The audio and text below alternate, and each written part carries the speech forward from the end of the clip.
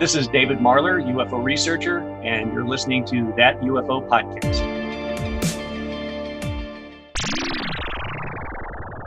Hi everyone, and welcome back to That UFO Podcast. My name is Andy, and joining me on the podcast is a graduate of MIT and Stanford University, a successful entrepreneur, venture capitalist, video game pioneer, best-selling author, indie film producer, and Galileo Project advisor. This is only to list a few of his many achievements and academic qualifications. I would be here all day if I went through them all. Finally on the podcast, Rizwan Virk. Riz, welcome to the podcast. Thanks for having me on. Great to be here. I hope I've done you justice there, because you've got quite a background of accolades, achievements, groups you're a part of, groups of startups you've created, and you must be a very, very busy man. So I want to try and get right into it to really make the most of your time today. Now, you released a book last October, was the release date in the UK, titled The Simulated Multiverse, and this was a follow-up to the simulation hypotheses, and we're going to discuss kind of both of them within the body of this. I know many of the listeners have already at least got the first one, if the listener questions are anything to go by, and have or plan to pick up the second. And that second book's full title is The Simulated Multiverse. An MIT computer scientist explores parallel universes, the simulation hypotheses, quantum computing, and the Mandela Effect. That's quite a grouping there. So let's kick off with simulation and the idea of simulation hypotheses. And this has come up on the podcast before. And I'll start by saying I'm a huge fan of the Matrix series. And at 36 years of age, the late 90s, I was just about to hit my teens. It was probably that time a lot of us were introduced to the idea of, unless you were like an anime fan and saw Ghost in the Shell and those types of shows, that you could be inside some sort of living computer game, or everything around you is simulation. That's how many of us got introduced to that idea. When you talk about simulations or simulation theory, is that what you're thinking of, or is that too basic? Well, that's a flavor of simulation theory. And, for me too, that's when I started to contemplate it, a little more seriously, was when The Matrix came out in 1999. But there were also several other simulation related films that came out that same year, one of which was called The 13th Floor, which was based on a German TV show called World on a Wire, which was based on a book from the 1960s called Simulacron 3. And so I think if you look at The Matrix and you look at the 13th Floor, you get a good sense of the different flavors of simulation theory. But in each of the flavors, the idea is that we are inside a super realistic, computer-generated virtual world, and it's indistinguishable from physical reality. Now, when I talk about the flavors, this is, I think, the most important issue about simulation theory that doesn't get talked about enough. And that's why I tend to focus in on it. And that is the RPG versus the NPC flavors of simulation theory. And so NPC stands for non-player character. And so those are all the AIs, within video games. Anyone who plays video games knows that, you might run across a character that's a bartender or a bank teller or security guard, and maybe you shoot them, or maybe you do, you get some money from them, or you get a drink, or whatever the case may be. Or maybe their opponents. And so, when I think many academics talk about simulation theory, they're referring to the idea that we are all AI within the simulation.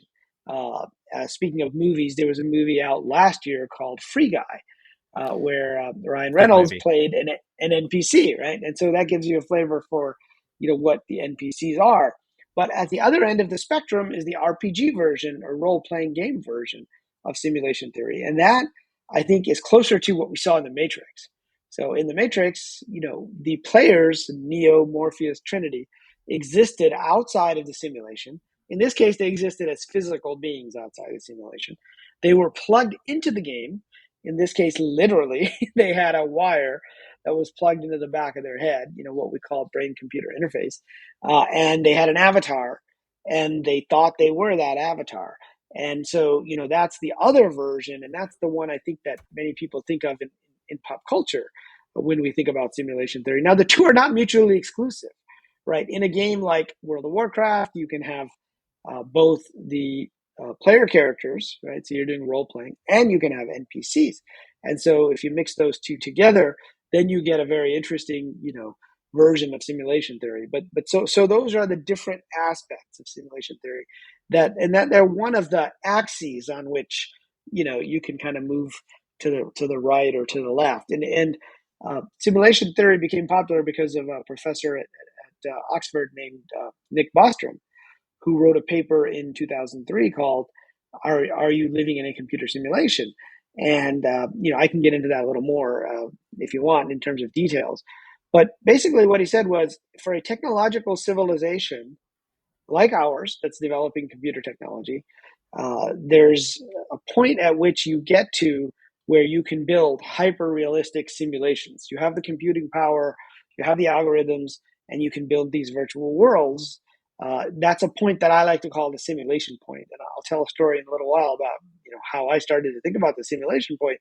But he basically said there's three possibilities, and I like to just boil them down to two because it's simpler.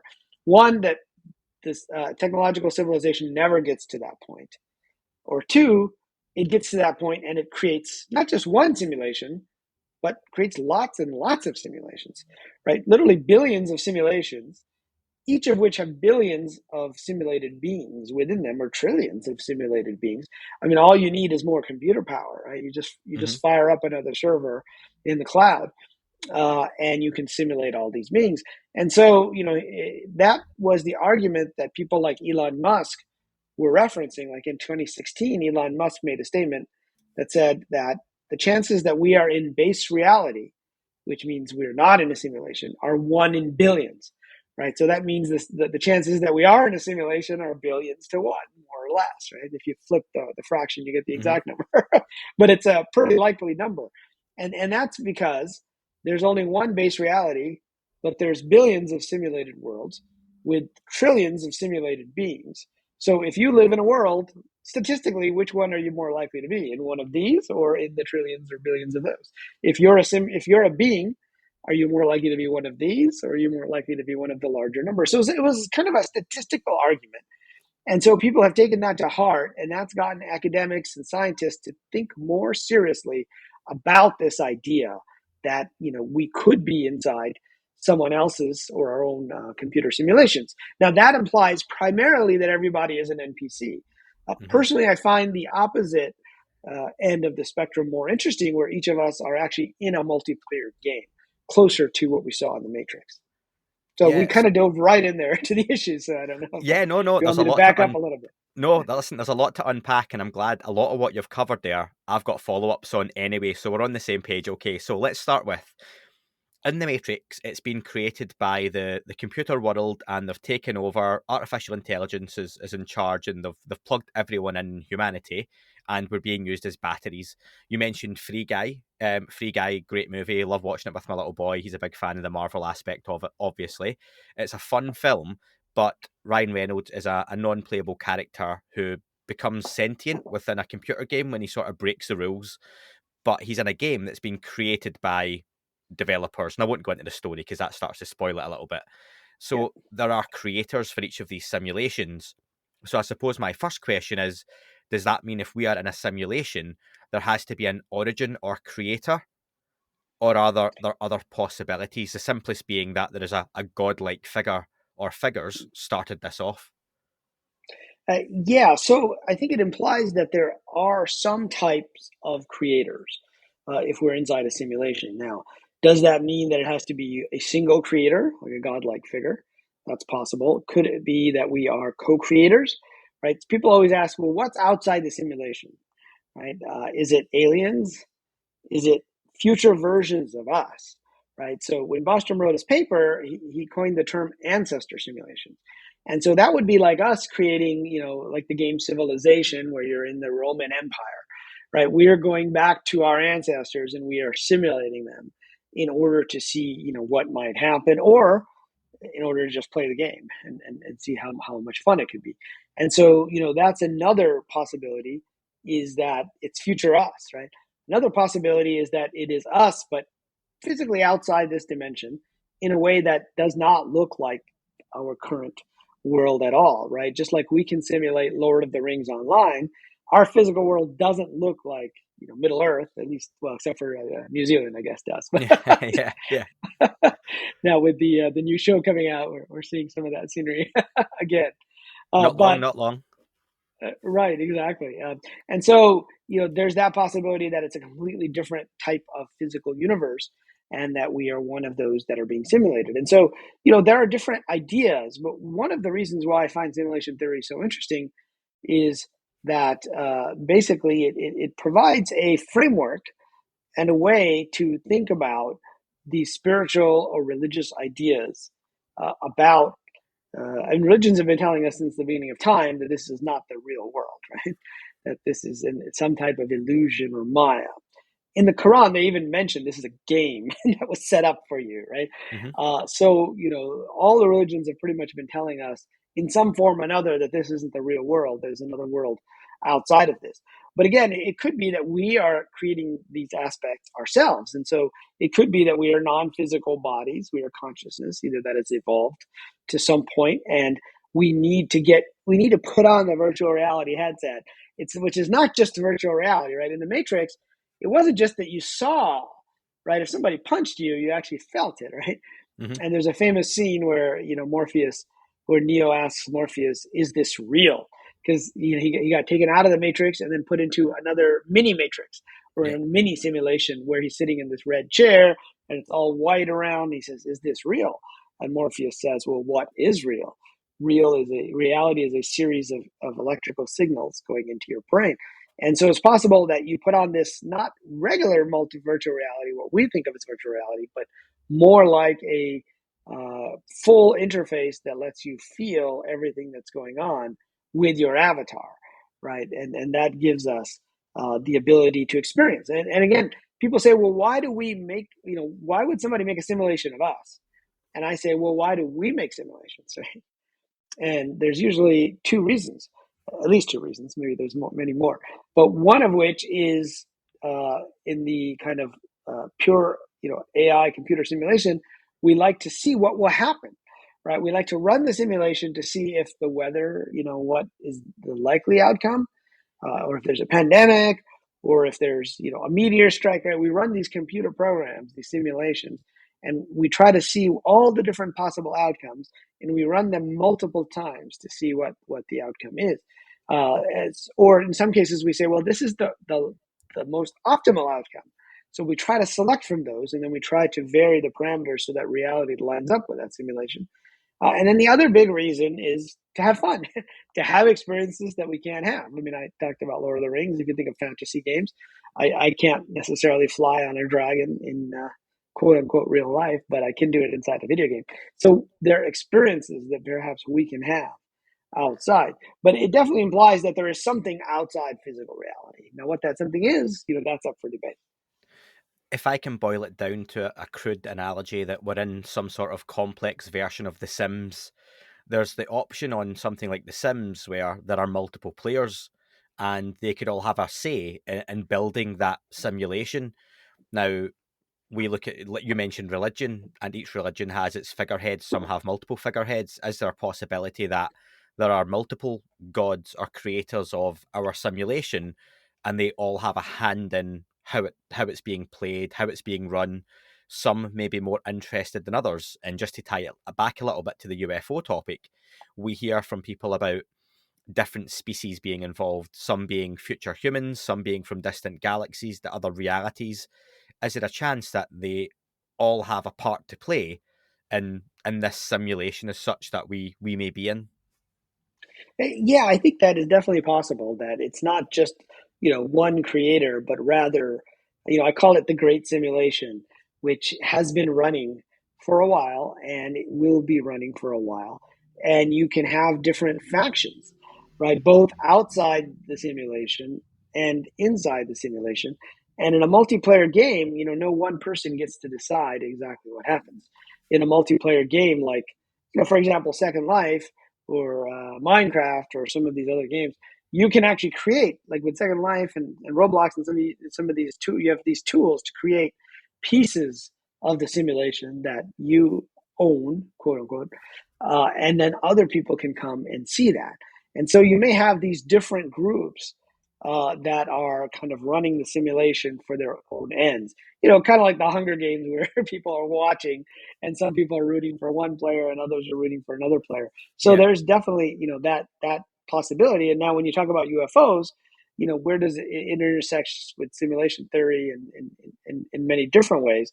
But yeah, this idea that the UFOs may not be physical UFOs coming from another planet or solar system within our physical universe, but they may be coming from another dimension, or they may be coming from another time. And so I think that's one of the areas, you know, where it overlaps.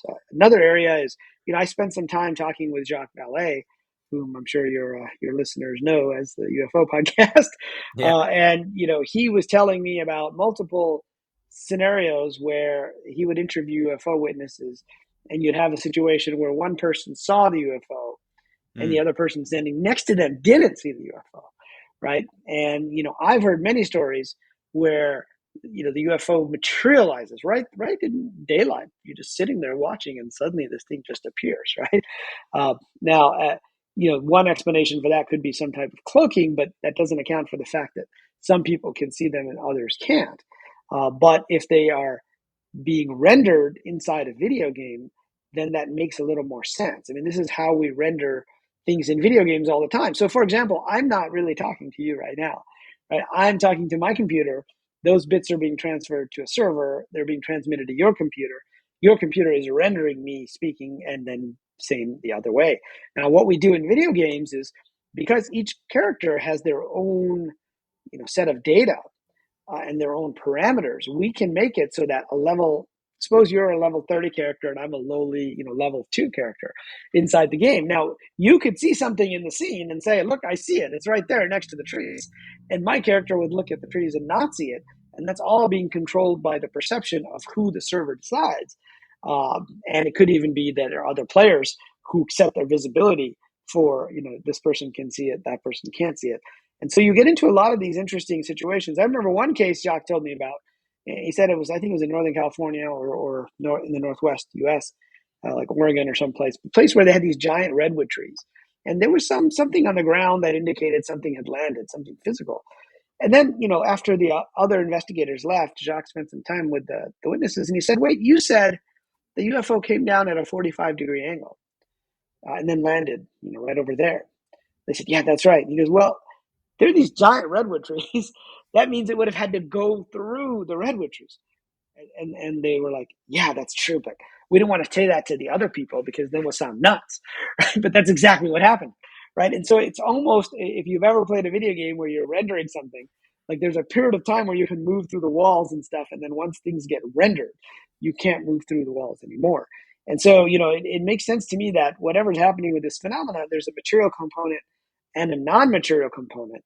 And if you adopt the framework of a simulation, and people that may be, you know, both players of the simulation, but also people that are people, quote unquote, that are outside the simulation, are able to send things into the simulation and are able to watch our reactions, which is another thing that Jacques says, is that sometimes he thinks it's a kind of like a puppet show, right? Some kind of a Yeah. show that's being set up to watch our reactions, or you know, there's some kind of deception going on there, right? Yeah, and for me, that's really interesting because that trickster element of the phenomenon is talked about quite a lot. And I wonder if, again, being in a simulation with multiple creators or multiple players on the outside, it would make sense if they had different agendas. You know, if you're playing The Sims with your friends, everyone's really bought into it at first, and say there's 3 or 4 of you playing the game, you've all got the same idea. Let's build a town, let's build a city. Someone wants to do it properly. Someone starts the game but gets bored and heads off and loses interest. They've kind of given up their stake. Someone else halfway through decides, actually, I want to cause a bit of chaos. Let's set a riot off in the town, and you can do all sorts of things. And someone else says, let's start a massive crime spree and set some buildings on fire, and everything becomes chaotic. And then they are now at loggerheads. And do they just leave the simulation to run free? And I suppose some people would argue the state of the world at the moment, maybe the simulation has been left to kind of run without much supervision. That's another argument for another time.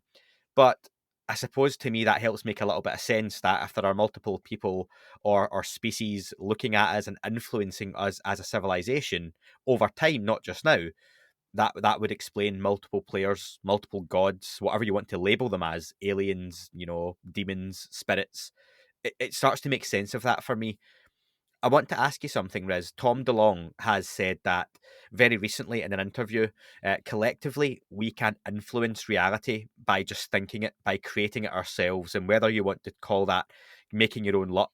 But he was literally talking about collectively manifestation of what you want to happen and governments apparently know this, and that's Tom DeLonge being Tom DeLonge and just going off the rails a little bit in conversation.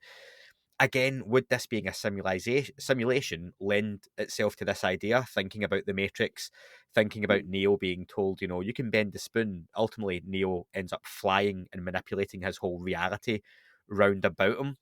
Do you think by having that higher awareness of a control that we are in, we can manipulate the system round about us? Yeah, I think we can. I mean, there is an element. I didn't hear that specific interview with Tom DeLonge, I but think it might have been with Steve-O. Steve-O from Jackass has a podcast called Steve-O's Wild Ride.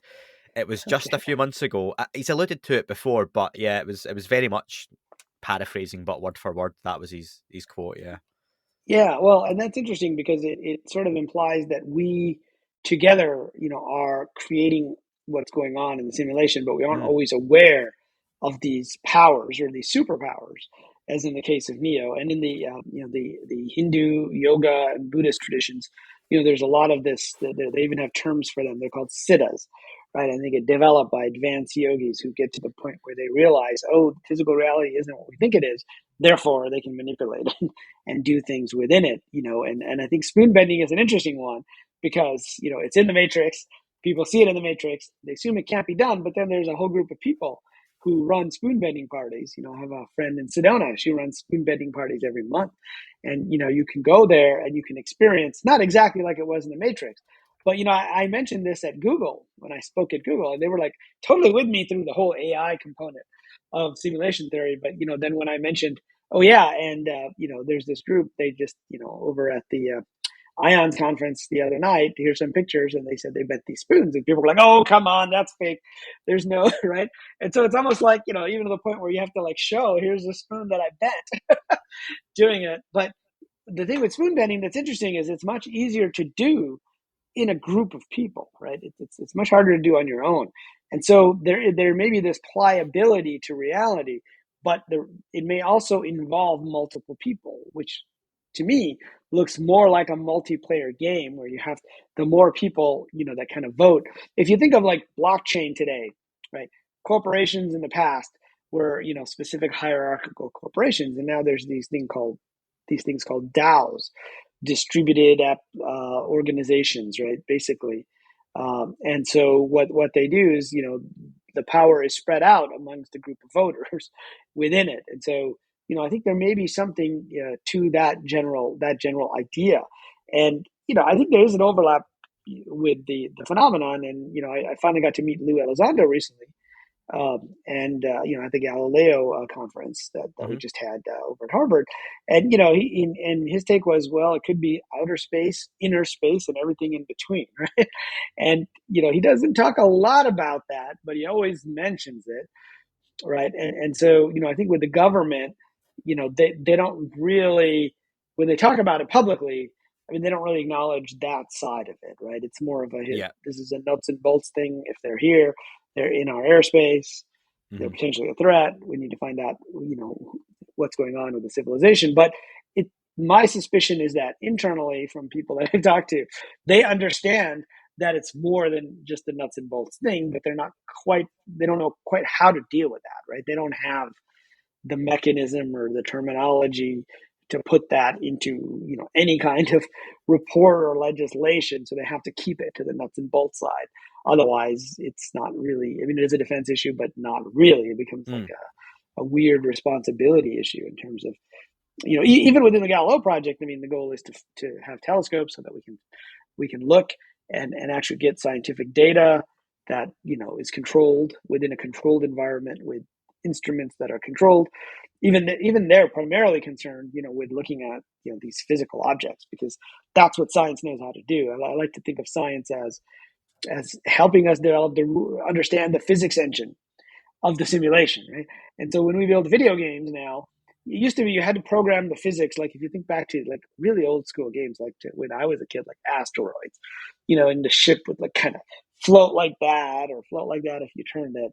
And so now there's these components called physics engines, and you can change the physics engines, you can change the constants, you can make it so you can fly, but each game has its kind of fixed physics engine that the creators of the simulation agree on, and they decide. But there are always super users, right? So you can always have super users who can tweak those constants, and the developers can do that as well. And that's where I think, when we talk about influencing reality, we're kind of tapping into that larger power to co-create pieces of the simulation. But we've sort of forgotten that we are also the creators. How do we go about beginning to try and prove these sorts of hypotheses that we live in a simulation? Is it even something that is provable? Well, it's a tricky question, and of course, this is one of the reasons why many scientists try to dismiss simulation theory, because they say, well, it's non-falsifiable, meaning you can never prove that it's not true, right? Because the simulation could be so good that there's just no evidence. But that said, in my opinion, just because you can't prove something is not true doesn't mean that you can't find some evidence that it might be true, right? And so, for example, when we talk about science, I always use the example of rocks falling from the sky. And for hundreds of years, European scientists thought this was nonsense. Yet they kept hearing reports from, people in the countryside saying, "Hey, this rock fell from the sky." And the reaction was, "Well, no, there are no rocks in the sky, so obviously this must be nonsense, right?" Yeah. And that reminds me a lot of how mainstream scientists have reacted to UFO reports. Well, they can't be aliens because there are no aliens that can reach us because of Einstein, and so they kind of have that. But then eventually they found evidence of these rocks, and when there were like literally thousands of them fell on one French town, and the Scientific Society in Paris, they sent somebody out to investigate. He said, "Yeah, I mean, not only do we have multiple accounts of these things actually happening, but the rocks themselves don't match any composition of anything here, and they match these other reports and this other rock we have from 50 years ago that supposedly also fell from the sky." And so the problem wasn't so much that you couldn't show that; it was that we had the wrong model for that, and so you eventually had to find evidence. So I think it is possible that we find evidence. Now there are different groups who are looking at this idea: can we find evidence we're in a simulation? There's a group led by physicist Tom Campbell, who you might know, or some of your listeners might know. He wrote a book called My Big Toe, My Big Theory of Everything. And he's been talking about this idea that we're in a virtual reality for a lot longer than most people. I think it was 2003 when he first published that as well. And so he's working with a group, a professor from Caltech and Cal Poly, and they wrote a paper basically trying to show that the quantum observer effect phenomena, is the same as being an observer in a video game. And I find this kind of interesting and compelling, and I talk a lot about it in my book, is we've all heard of the observer effect, but no one's been able to understand why it works or even how it works, right? There's a lot of different theories. And the basic idea will be familiar probably to most people. Schrodinger's cat is the easiest way to explain it, which is that you have this cat in this box with some radiation and a poison, and you have a 50% chance that the poison gets released and a 50% chance the poison doesn't get released.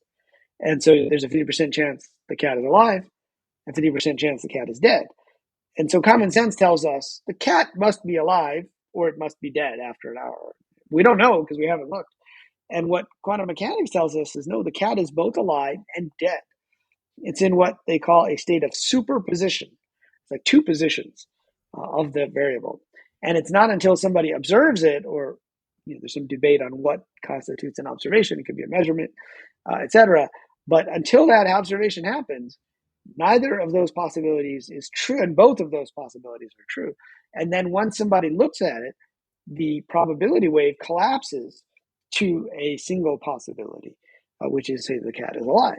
And so now you're at that. Now, to me, that reminds me a lot of how video games are built, right? Because a lot of computer science and computer programming is all about optimization.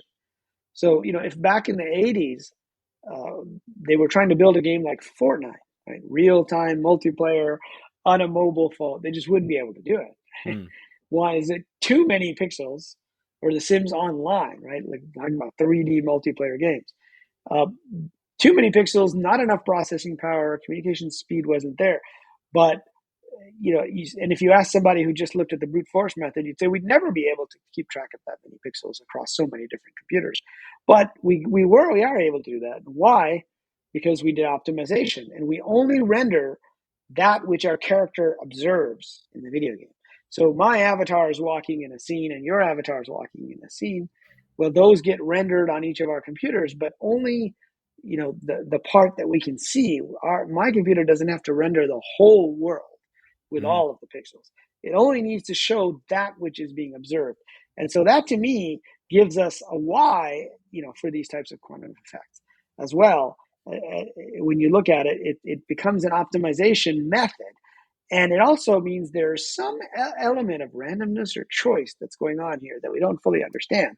But it allows us to, to see these things. And then when multiple players are in the same room, oftentimes there's information that's cached on the server in a video game and cached on the client. And by caching, it just means we keep track of, what's to the left and right, because that's what you're going to need to see next, right?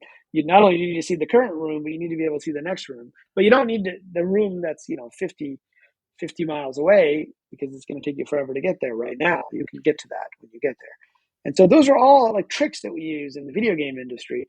And, it seems like when you get to quantum mechanics, that there are some weird tricks going on here. And they remind me of optimizations being made and also trying out different paths, which, we can talk about in a minute with the multiverse. Yeah.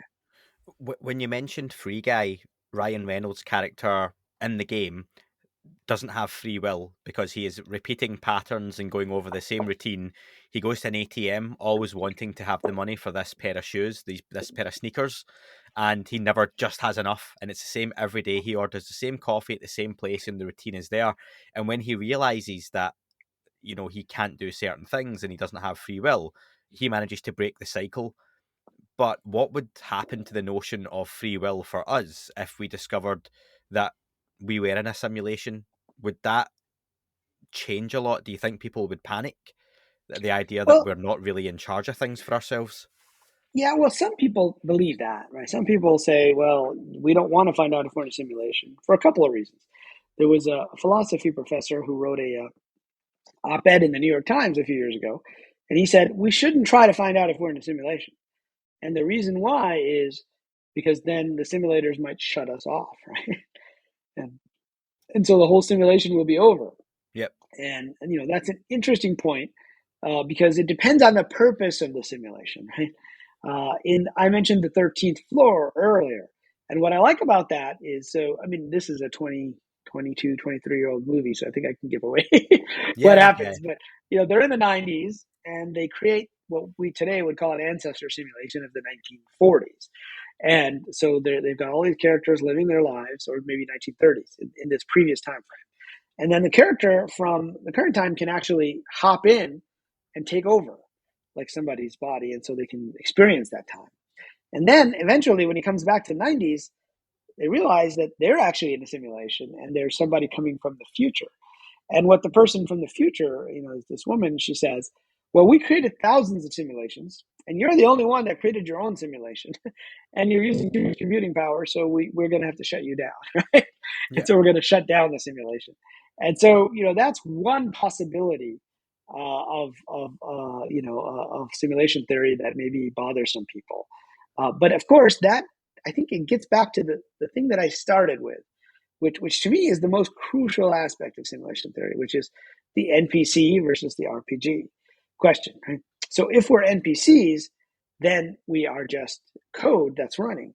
But if we're RPGs, then we do have an element of free will because we exist outside of the game and we are making choices for our player within parameters, perhaps, that we have set for ourselves, right? So like when I play a game, I might choose to be, a barbarian with, strength of 100. And you're getting back to Dungeons and Dragons. All of these role playing games are based on Dungeons and Dragons, where Yeah. we used to have a character sheet, and we would actually literally write out, this is your cunning, this is your wisdom, this is your intelligence, and you'd roll the dice, and you get these numbers, and then you'd roll the dice, just like in Stranger Things, right? It's so Yeah. popular nowadays. But it's possible that we also have storylines, that we have laid out for our characters, but it still gives you this ability to have free will. And so some people think, well, if we're in a simulation, then everybody's just going to go around killing everybody, and there's no point to anything, right? And again, that depends. If you think we're in an NPC simulation, you might not have some free will, or if you look at it from the perspective of how we run simulations, we try out different things and we set parameters and we say, okay, let's change these parameters and let's see what happens, right? And so it could be that if we live in a simulated multiverse, which is the subject of my second book, that we are trying out these different scenarios. And I got to thinking about this from reading speeches by science fiction writer Philip K. Dick and interviewing his wife Tessa. But so before we get into that, I'm of the opinion that thinking that we're in a simulation can also have an empowering effect, which is that when we're in a video game, we have challenges, and those challenges are part and parcel of the game, right? I mean, if you had a game with no challenges, then it wouldn't be very much fun. And in fact, in the Matrix, in the sequels, if you remember, in the sequels, they revealed there was an earlier Matrix, and that the first version was this kind of idyllic life.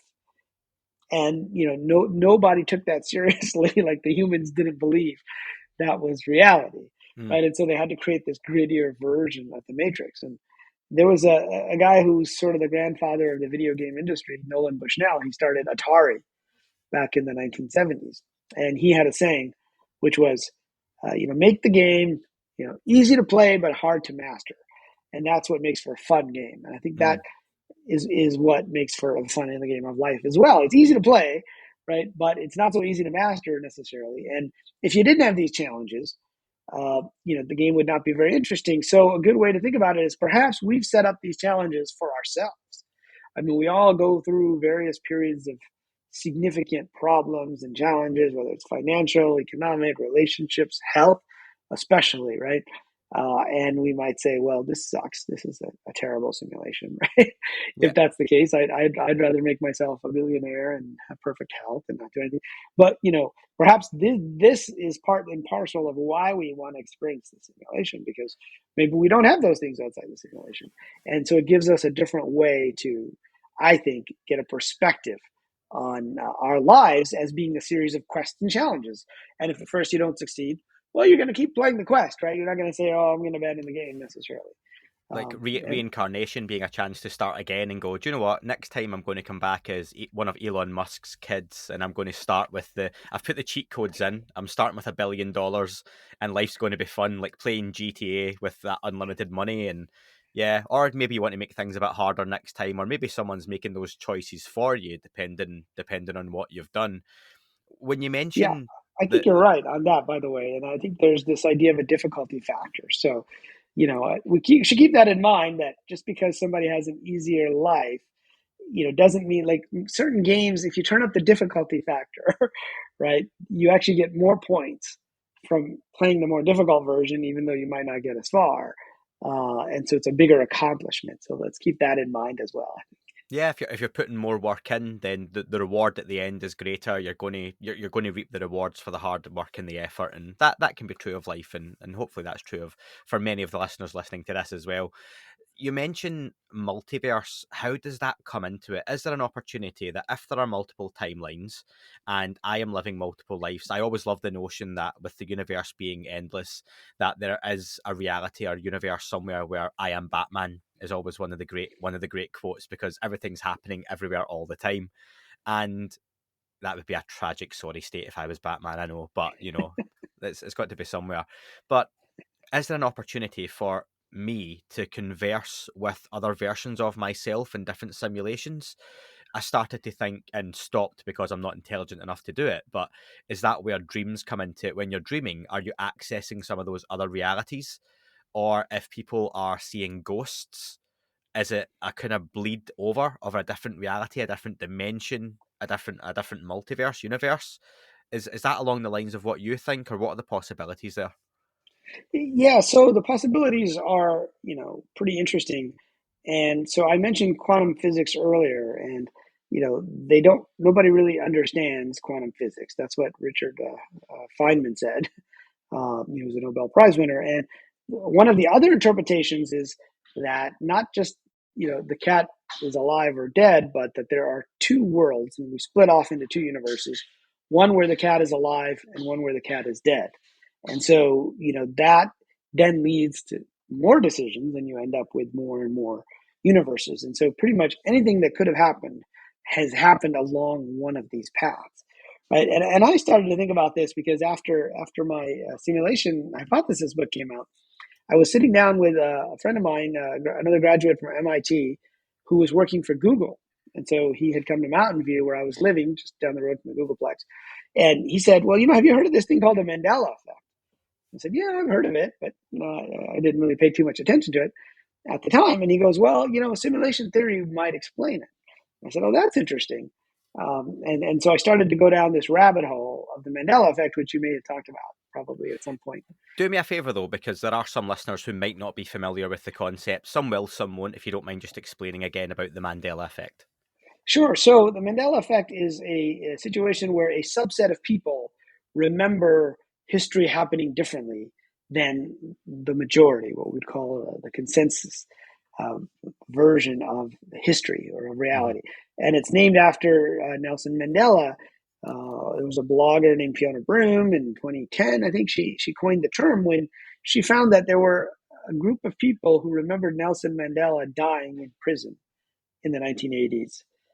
But of course, in our timeline, that didn't happen. Right? He got out of prison. He became president of South Africa, won the Nobel Peace Prize, and he died. I think it was in 2013 is when he died. Right, and yet people have distinct memories, and not just one or two people, but a very large number of people, and they remember his wife Winnie taking over leadership of the party. They remember Bill Clinton speaking at the funeral. Et cetera, or different dignitaries speaking at the funeral. And so, this was a really interesting concept. And so it kind of took off online, and you couldn't really do this. You couldn't really figure this out before the internet, because now you have this ability for multiple people to tell you, their experiences and gather them in one place. And then it turns out there are many other events in history which some people remember differently. Another big one that I find interesting is the Tiananmen Square situation with the uprising in China, and the guy who was standing in front of the tank. Like, there was footage of that was, kind of beamed out all over in the TV set. And so, as I think the majority remember the tank did not run over that guy who was called Tank Boy online. But some people remember the tank running him over and it being a very bloody scene and talking about it. And so, you get this, not just big events, you get a lot of little things, though. One of the ones that's pretty famous is the Bernstein Bears. I was going to bring that one up. Yeah, that's not a program I'm familiar with, being in the UK, but it's Berenstain versus Berenstein or Stein. Yeah, versus Berenstain. A lot of people remember it as Steen, but it's actually Stain if you look at it now. And now, what's weird about that one? And you might say, okay, it's just one letter difference, right? But it's what I call having people that for whom that event has higher significance or closer proximity. And so there are many people remember talking about it with wondering why these bears are Jewish, right? Because one of those spellings is Jewish and one of those is not. And they remember having conversations with adults when they were kids about that. And so they have a closer proximity to that, and so they might have talked about it. Similarly, there are people in evangelical Christians who remember the Reverend Billy Graham, who's big here in the U.S., dying many years or several years before he actually died. And, you got people saying that their parents, who are devout followers of these particular reverends, and they get magazines about them every month, remembering on the cover, there he was with his death, and he died, and all these people spoke at his funeral. And so it's less likely that you're going to get that wrong if you were closer or you had a proximity to it. So that's the Mandela effect. Yeah. Yeah, it's an interesting one because there's, like you say, there are big examples. Namely the Mandela one being the biggest, but the smaller ones again are logos for clothing brands. Fruit of the Loom is a clothing brand really famous, and there's people show you the logo and say which is the correct logo, and people remember it being largely the one that it isn't. How much of Right. this though is just your brain filling in the gaps because it wasn't something you pay loads of attention to, and your brain just fills in the world around you. Like those videos with the tank going along, your brain automatically processes, regardless of how long you see that clip, well, what happens next? The tank's going to run over the guy. And just as time goes on, that becomes the reality of what happened in your head because, well, that's what I've always thought happened. Do you think it is just a case of the brain playing tricks? Or is there something more to these mass, not delusions, because they may not be that, these mass assumptions, these mass realities? Is it a case of reality slipping? Is it a case of a change being made? I think in the Matrix it was the glitch, the black cat passing by the door twice. Right. Is that what So, we're looking at? well, that's a good question. And so, originally my take was kind of the mainstream scientific take is, oh, that's just faulty memory or your brain filling stuff in. And I think with the smaller stuff, it's possible that's the case, like Jif versus Jiffy peanut butter. I mean, there are Fruit Loops being spelled one way versus another. But I think as you get to the more, like I said, you get to the more significant stuff, it becomes more and more difficult to believe that, especially if you had conversations about it with people, right? It's one thing if you just sort of remembered something a certain way. And so, I decided to take the tack to say, okay, well, what if this were true? How could it work in a simulated? And it turns out, a simulated environment, it's much easier for this to happen in a simulated multiverse. And so, I mentioned earlier that I interviewed the wife of science fiction writer Philip K. Dick, and he had a speech in Metz, France, back in 1977 at a sci-fi convention where he had a famous line, and he said, "We are living in a computer-programmed reality. And the only clue we have to it is when some variable is changed, some alteration in our reality occurs." Now, the reason I interviewed his wife was because that's a famous phrase within simulation theory, and I just thought I'd get some more color around it. But I didn't really pay attention to the second part of what he said there, right? That it wasn't just that we're living in a computer programmed reality, but that you can change variables. And then he said it would be as if you were re experiencing the same events and you were hearing the same things, saying the same words. And he actually came to believe this is what was really going on. So he had a book called The Man in the High Castle, which is about a timeline where Germany and Japan, the Axis powers, won World War II, and then they split the US between them. And so, it's a science fiction novel, but he actually came to believe that that timeline really happened at some point in the past and that it was unwound. And so, he came to this conclusion partly because he would have these little things happen. Like he went into a bathroom and he had a chain light, if you remember the old chain lights. Mm-hmm. And suddenly it wasn't a chain light, it was a light switch. And he's like, well, I've done this hundreds of times. And he inserted this into several of his stories, but it also formed the basis for the movie The Adjustment Bureau, which came out a few years ago with Matt Damon and Emily Blunt. But basically, he started to theorize that there were these people changing little variables. But that is the more important part of what he's saying, is that if you actually change a variable, you run it again and you see what's going to happen. Right? Well, it turns out that's why we run simulations in the first place, right? We change variables, we run it again to see what will happen. And there's a concept within computer science called computational irreducibility, which was coined by a guy named Stephen Wolfram, who was he created the Mathematica software. He's a physicist, later turned into more of a computer guy, and he believes the whole world is based on computation. But this concept means that in order to find out what will happen, you can't take a shortcut. You can't just calculate what will happen at step 2 million. You have to go to step 1,999,999, and before that, 998, 997. And you have to run all those steps to see what will happen. Because in each of those steps, there are choices that could be made, and things could go differently. And so there's these random elements that you run in the simulations. And so that's when I really started to look at, well, is it possible that what people are saying about the multiverse and what we're talking about with the Mandela effect and this idea of peeking into other realities really is us just trying out these different timelines. And so it's possible that, when we say there's only one physical reality, what we mean is that is the one that is being rendered right now, but that's not necessarily, the likely one or the outcome. And when we run video games, we do this all the time. We project forward to see what might happen, right? And then we cut off certain paths because they don't look promising. And turns out that's what Philip K. Dick was saying. And he got to the point where he thought he was communicating with some beings who were actually running the simulation. They could be aliens, they could not be, who knows?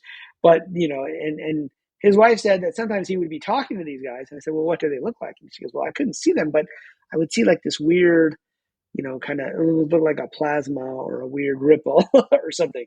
And they even told him at one point that they had prevented the assassination of JFK in Dallas, but then he ended up dying in Orlando, right?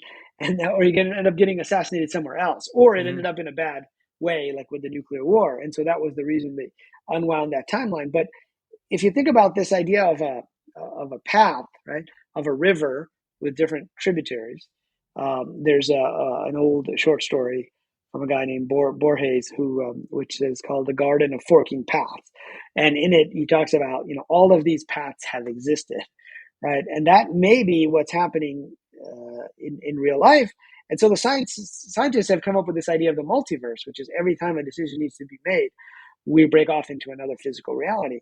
And that's, of course, what gave rise to all the multiverse fiction that we have now, like, Doctor Strange and the Multiverse of Madness. We have the DC multiverse. There's actually a great movie depicting the multiverse that came out earlier this year. Everything Everywhere All at Once. That's the one, yeah. And in that one, she's verse hopping, right? She goes and experiences. Now, the difference that I find interesting about that one versus the other multiverse depictions is that, there's only one of her in a way. She's hopping back and forth. Whereas in the other depictions, you're meeting other versions of yourself, like physical versions of yourself. And that's an interesting open question. But what if we were simulators and players in this game, and we can basically say, okay, stop this one, let's run this other one. I want to see how it goes. And this is where simulation theory then intersects with this other area that I spent a lot of time looking into, which is near-death experiences. Right. So, I have a friend named Daniel Brinkley, and he wrote a book called Saved by the Light back in the 90s, which was really popular. And he got struck by lightning, and he was dead for so many minutes. And, he described kind of the classic near-death experience, right? Hovering over your body, meeting a being of light. But the area that really stood out to me was he called it a holographic 360 panoramic life review. So it was reviewing every single moment of your life, but in such vivid detail that it was as if it was being recorded and played back. But then he had to go and experience that from the other person's point of view for every interaction he had in his life. So, and he used to shoot people in the military, right? So he had to experience what it was like being shot by him. Or he used to get in a lot of fights. He was a bit of a bully. He was a big guy when he was a teenager. And so he had to experience what it was like being beat up, by himself. And he goes, that changed his entire perspective. Now, for me as a computer science guy, I say, well, if this is true and thousands of people have been reporting this, and there may be millions that have had, these things happen to them, then to me, I'd say, well, how is it possible unless it's being recorded, right, somewhere? And so you have to be able to play it back. And so, if it's just like a video game today, my nephews go on YouTube and they watch like people playing recording of their video game session of Star Wars Online. One of my nephews, when he was like 3 years old or 4 years old, was like, I want to watch that guy and that girl play Star Wars.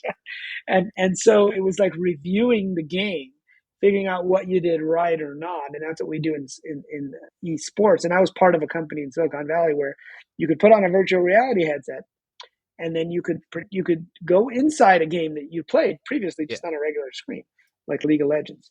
So anyway, that all kind of ties to this idea that perhaps there are recordings, but also within the near-death experience, every now and then you find someone who sees what would happen in the future if they chose X versus Y, and it's almost like it's like the I don't know if you ever read Journey of Souls by Dr. Michael Newton. He was a hypnotherapy. He was like a psychologist, but he used past life regression therapy at one point, but he ended up in the in between state, in between lives, which what I call outside the simulation, and what the Buddhists might call the bardo, and what he calls the in between state. And he said just before people claimed they were being born, they would be like these machines. It would be like a movie projector, and you could see these different timelines. And if they made different choices, it would go this way versus that way. And so that this all kind of tied together for me, and that's what the simulated multiverse is about, with this idea of quantum computing. And I won't get into quantum computing too much, but quantum computing uses qubits rather than bits. So bits are like zeros and ones, and they have to have a value of 0 or 1. But a qubit is like Schrodinger's cat. It has a value of both 0 and 1. And so if you have like 4 bits, you would have 2 to the 4th different possibilities. 16 if you just make a 0 and 1. And that basically is defining a multiverse, believe it or not, because it means, and the way quantum computing works is that it theoretically solves problems that are too complicated and would take too much time for us to solve using regular computing. It's like the old story of the king and the chessboard in India, where the king likes to play chess, and this wise man says, "I'll play chess on one condition." Because the king says, if you win, I'll give you whatever you want. He goes, "Okay, here's what I want. I want 1 grain of rice on the first square of the chessboard, 2 grains of rice on the second square, 3 grains of rice on, and I'd say 4 grains of rice, and then 8 grains of rice, so doubling each time." Yep. And the king is like, fine. And of course, the guy won. The wise man won the game. But it turns out by the time you get to the 64th square, there's not enough room in all of India to store that many grains of rice. And so that's what we call an exponential problem. It's very difficult to solve because you have to explore all of those pathways. Well, quantum computing explores all of those pathways by looking at different worlds, each of which has the different values of the bits. So anyway, I've gotten kind of a little bit into details here, but this is where I think the simulated multiverse makes more sense as a way for exploring multiple paths and then picking a path. And what we think of as reality is just one of the things being rendered at this point in time. In the same way, if we go back to UFOs, there are people who claim they've talked to aliens who are really people from our future saying, don't go down this path. Why would they say not go down this path? Well, if they've already been down that path, right? So they've gone so far on the tree and we're over here and they're trying to get us to fork to a different part of the tree is the way I like to think about it. Well, for the last part of the interview, I want to bring it back to UFOs and talking about the context of a simulated universe or multiverse. How do UFOs fit into that for you? What is the best explanation of why people see these craft? Why are they seeing things materialize? Are these objects part of our individual universes? Or do you think these could be objects which are traversing the multiverse themselves?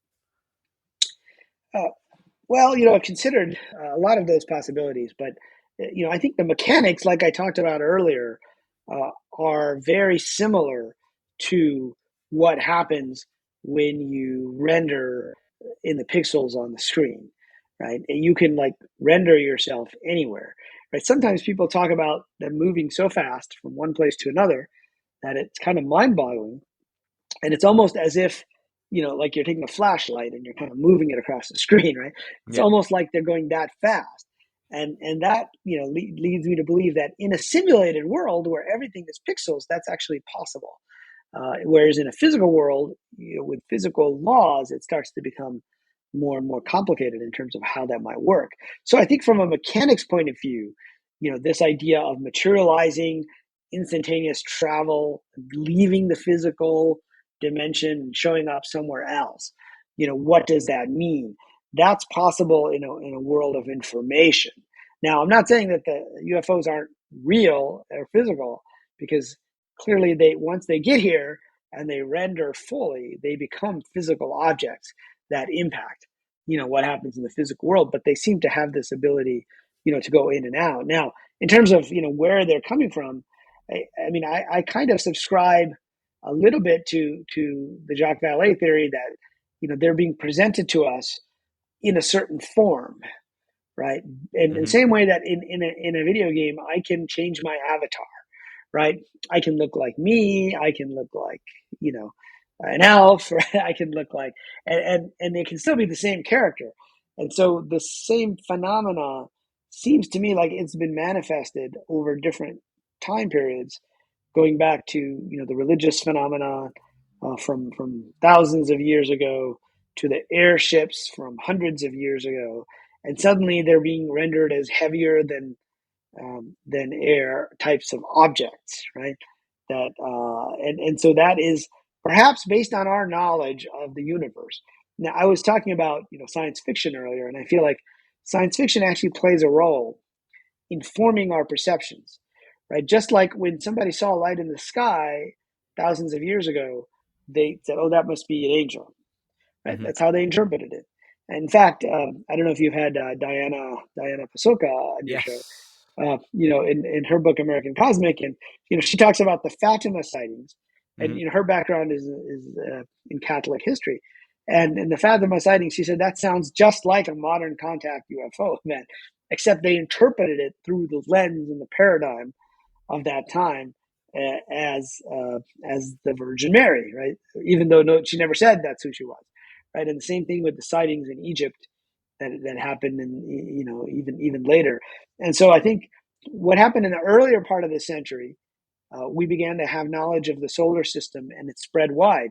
So when we talked about aliens, we were like, oh, it must be from Mars, right? That was the conception, and all the science fiction shows showed that which we could handle, which is this is an alien coming from Mars. And I like to say that this idea of other planets and other solar systems passed the 10-year-old test, right? When superheroes and Superman, they explained his powers by saying he came from another planet in another solar system. Well, that knowledge was pretty common at that point, that there are other stars and there might be other planets. I mean, we didn't know for sure, but it made sense. So just like, alien dramas today are based upon our understanding of the universe. And so we think they have to come from another solar system because that's our current model, right? But now we're seeing the science fiction evolve to the point where the superheroes and the villains are coming from different elements of the multiverse. And so it's very possible that we'll start being presented with something else in the future, but we're being presented with technological craft that are ahead of our current capabilities. And so I think that's that could be just how the phenomenon is presenting itself to us. It may not be what it actually is. We hear quite often about UFOs influencing and having direct contact with people. We hear about people meeting beings. And for many, especially the general public, when discussing the UFO conversation or topic, it seems too unbelievable that Riz in his apartment out in Arizona, or Andy in his apartment in New York, or whoever they are, wherever they are in the world, why would that one individual be contacted by this incredibly advanced species and be given these incredible messages? And thinking of video games, it made me think, just as you were talking about lemmings on the Sega Mega Drive, and how you would have all these little lemmings that would march towards a wall, and they would keep going in the name of progress, but they would get to a wall and have to stop. And you didn't have to give all the lemmings a tool to get through the wall. You just had to give one, as the player of the game. I'm in charge. I could just give one lemming a pickaxe, send him to the front of the queue, and he would hammer away at the wall, and the rest would follow. And it makes me think, is that why we hear individuals being contacted by UFOs and given messages of, staying away from nuclear power, moving towards world peace, as opposed to mass sightings happening on a global basis? Yeah, that's an interesting idea, and I think it gets back to I don't remember that specific game, but that's a nice image with the lemmings, right? Yeah. And so it may get back to if we get enough people this specific message, then they will start to influence the reality, right? Whereas if they're spending all their time with leaders, you're going to get into all kinds of other politics and regional type things, and then there's rumors of contact at that level as well. But yeah, I do think that it may have to do with the individual players, and that perhaps there is a level, like just because somebody's in charge doesn't mean that their consciousness is more advanced. In fact, it might be that it's less advanced in Yeah. many ways because of the things, those are the types of people that tend to get towards getting the power.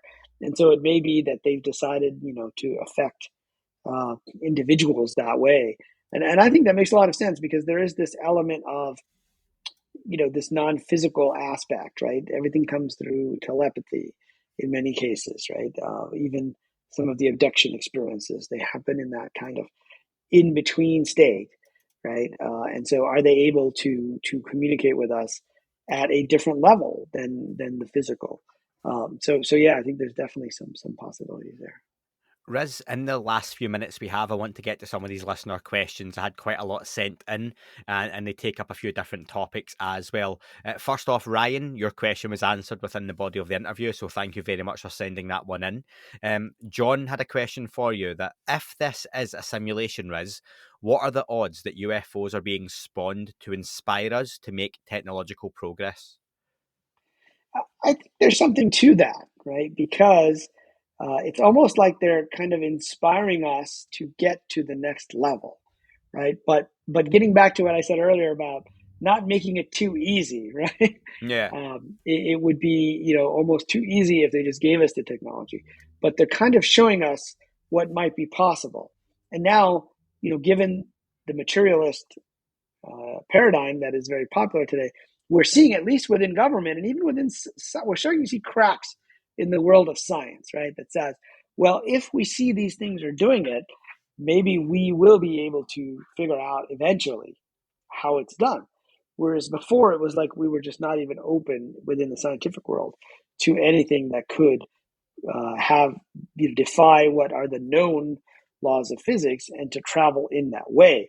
But perhaps there is, in addition to the nuclear thing, maybe there's also an element of this is how you can travel around in this simulation because it's so big, right? So we need to present you with options and ways to do that. And oh, by the way, here are some civilizations that got more advanced, and so let's present some of that to you guys to give you ideas. Just like if you play a game, like these old style adventure games, they'll have clues dropped along the way, and you have to follow those clues to try to get to the next level up.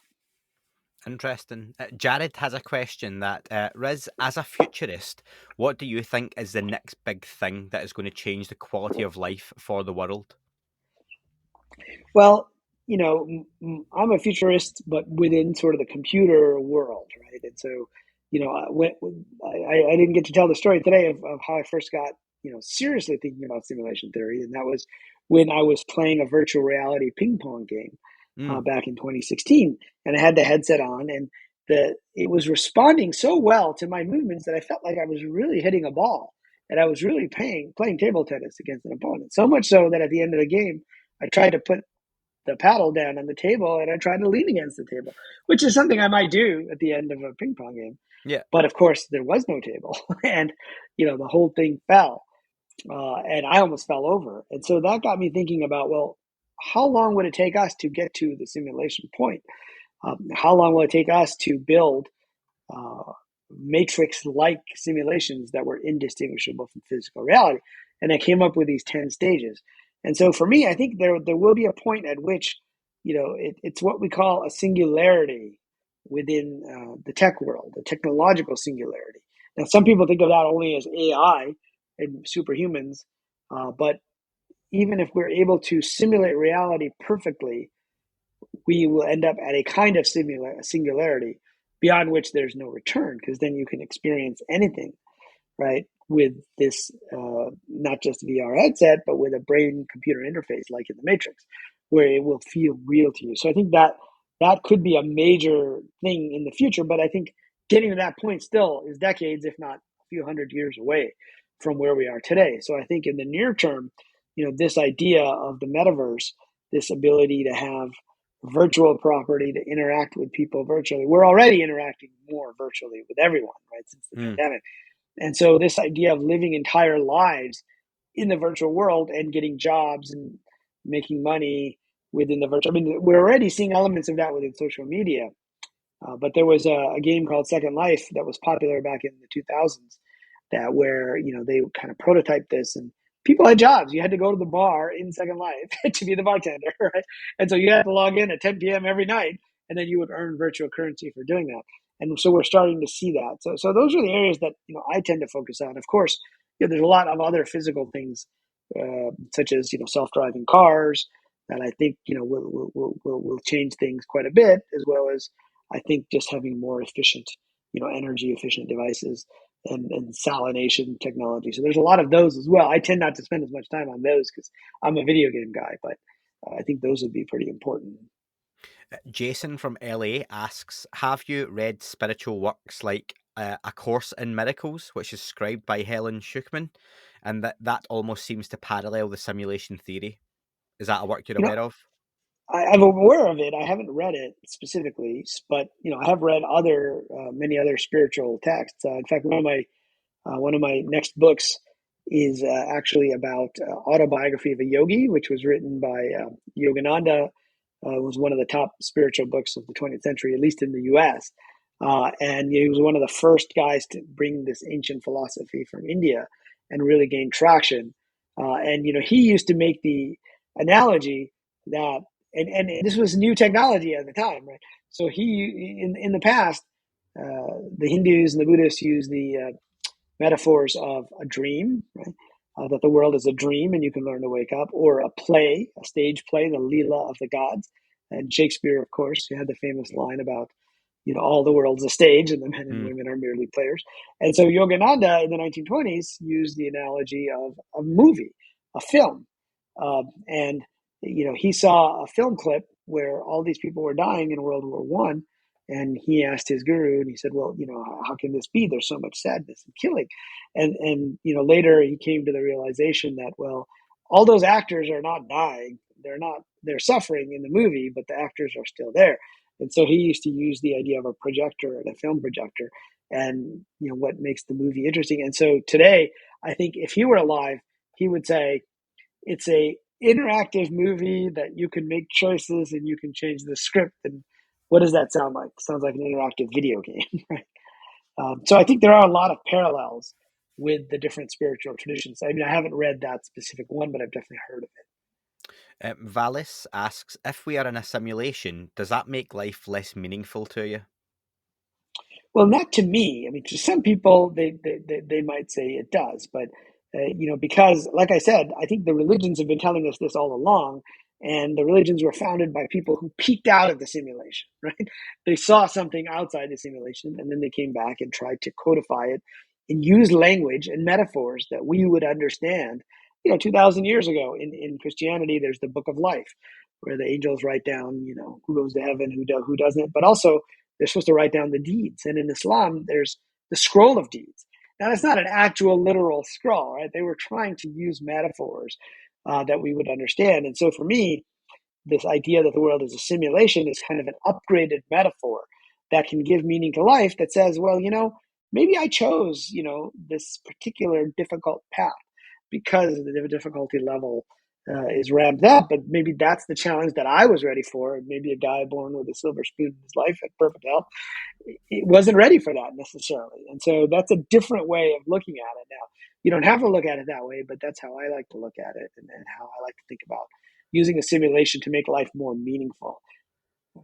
I've got a question from Newman, and Newman's questions are always very good, so I'll give you this one. This is about exploits in the simulation engine.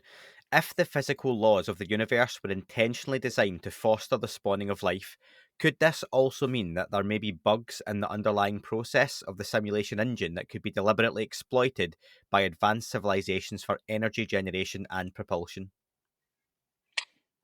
Yeah, so that's an interesting question. I think that all software has bugs, and glitches in the matrix, is a term that was used in the movie.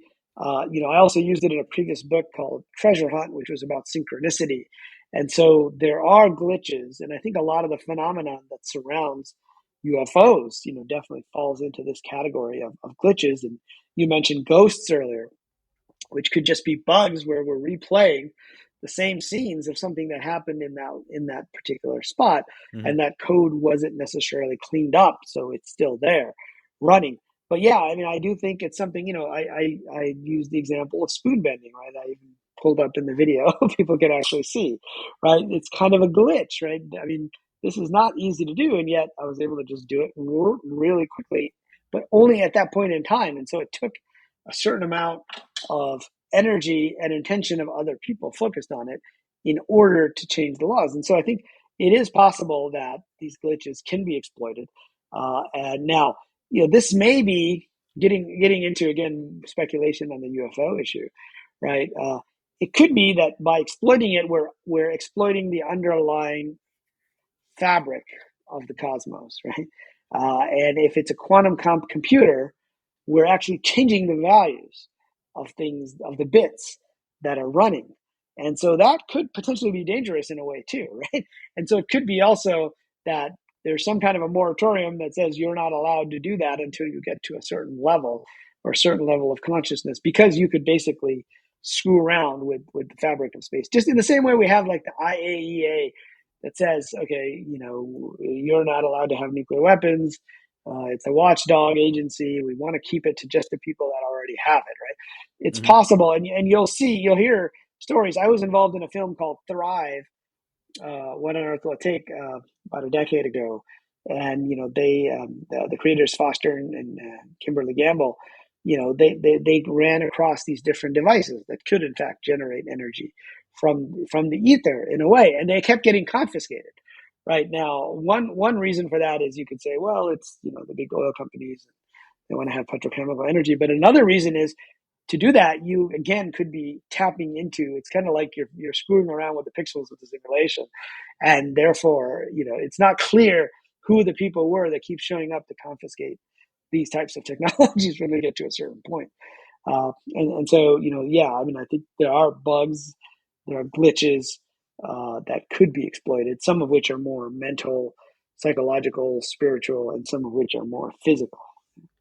And on a similar vein, the final question from Neil: if we live in a simulation, could it be possible that the speed of light in a vacuum represents the maximum processing power of the system? Yes, absolutely. And so, it's really strange that the speed of light is this arbitrary kind of speed limit. And well, it turns out, that is the speed limit for communication, right? At least as we understand it. And right now, I'm talking to you at the speed of light. And if you were in a video game and two of us were playing, that would be more or less the speed limit for being able to communicate information that had to go through the physical plane. Now, there may be glitches outside of that and ways to get around that, but it could also be processing power. Some people have theorized that time dilation, right? The faster you go to the speed of light, the harder it is for the simulation to keep track of what's going on. And without getting too much into computer science, the way multitasking works is, if I'm running Microsoft Word and then I'm running some other program in the background, the program in the foreground runs 200 CPU instructions, and then the one in the background runs one at a time. And so some people have theorized that time dilation is simply a matter of the computation that's required when you start to move across space so quickly. For you, it seems like only so many steps have passed, right? So you don't age because your code is only running like 5 steps, right? Whereas the rest of the world is running 100, 200 steps. So you kind of go into this background state. And that would explain, at least from a computational point of view, why time dilation happens and you end up 1,000 years in the future. Well, it's not 1,000 years in the future from your perspective because your program was only running this many steps, and everybody else's programs were running at a certain speed. So it gets down to the clock speed and what runs in the foreground and what's called context switching in computer systems. Riz, this has been a fascinating conversation for me. I've learned a lot. I've understood most of it, and I'm sure the listeners have as well, or the viewers on YouTube. Just to finish off, can you tell people how they can follow you and also follow your work? Yeah, absolutely. So on Twitter, they can follow me at Riz Stanford, just like the university. And they can go to my website, which is called zenentrepreneur.com. And from there, there's links to all my books, many of my articles that I've written. The books are available, on Amazon and in local bookstores as well. I always encourage people to order them from local bookstores, just Yes, because me too, supporting where possible, and if not, then fine, go order them online. And I even have a podcast about simulation theory if you really want to go deep in certain episodes as well, which I haven't done lately, but there's a good number of episodes already up on that. Well, all of those links will be in the description, and I encourage people to pick up their copy of the Simulated Multiverse, but also the Simulation Hypothesis as well, if you haven't already done so. Riz, I look forward to speaking to you again in the future on the podcast. Yeah, absolutely. Look forward to it. Thanks for having me on. If, like me, you have ever had to go looking for a designer, illustrator, or voiceover artist, it can be difficult to know where to start. That's where the folks at Fiverr have created the world's largest marketplace for digital services, with an incredible database of talented freelancers to cover every one of your business needs. Whether you need a new website, a voiceover for your podcast, or someone to manage your social media accounts, Fiverr has you covered. The unique term for a service offered by a seller on Fiverr is called a gig. When creating gigs, sellers can choose their starting price point. Sellers can take this a step further and offer gig packages to buyers using those gig packages. These contain multiple price ranges, and sellers can offer buyers various and tailored service packages. In this way, buyers can pick and choose from all that's offered according to their particular requirements. There truly is something for every budget, with your payments protected every time. That's really important. Your payment won't be released until you approve the work, so there's no paying for work that isn't of the required standard, giving you the complete control you need to get the perfect product for your business. And for more peace of mind, Fiverr's support team are available 24/7 to answer any questions or provide the help you need. So, if you've been fishing around the net for the right solution, stop. Use the perfect solution and go to Fiverr, that's Fiverr, and find the perfect freelance services for your business today. You can help support this podcast by using my special link, zen.ai/UFO5, that's zen.ai/UFO and the number 5, the next time you need to book a freelancer. Details are in the description. That is all for this week's show. Thank you very much for listening. Please remember to leave the podcast a review on your chosen platform. You can like, retweet and subscribe. That would all be very much appreciated. The shows are being uploaded onto YouTube as we speak more and more. You can sign up at patreon.com/thatUFO podcast to access the shows ad-free as well. Please get in touch on Twitter, Facebook, Instagram, That UFO Podcast. Of course, on Twitter, it's at UFOUAPAM. And again, folks, as always, keep looking up. You never know what you might see.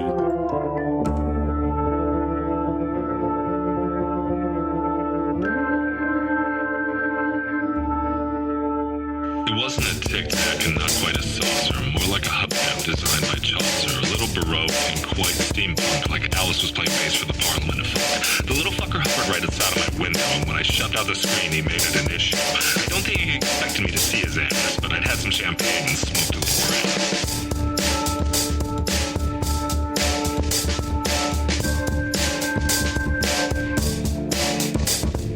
Meditative game of state full on meta. I can't imagine how it could have been any better. I got to the top of the stairs and there he was. Like, you awake? I was about to abduct you, cuz.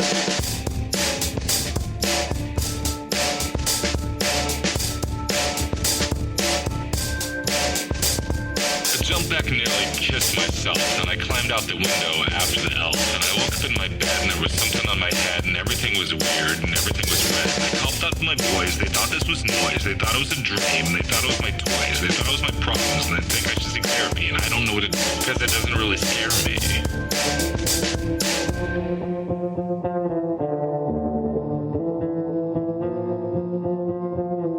If you really want to know who I think I'd be, I think it's you and me and us and we and him and her and that and she and that thing over there and what's that, Jake?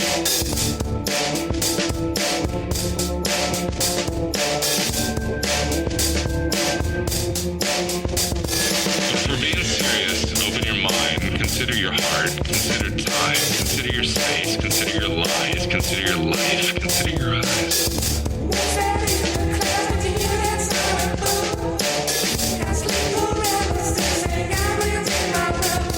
It wasn't a tic-tac and not quite a saucer.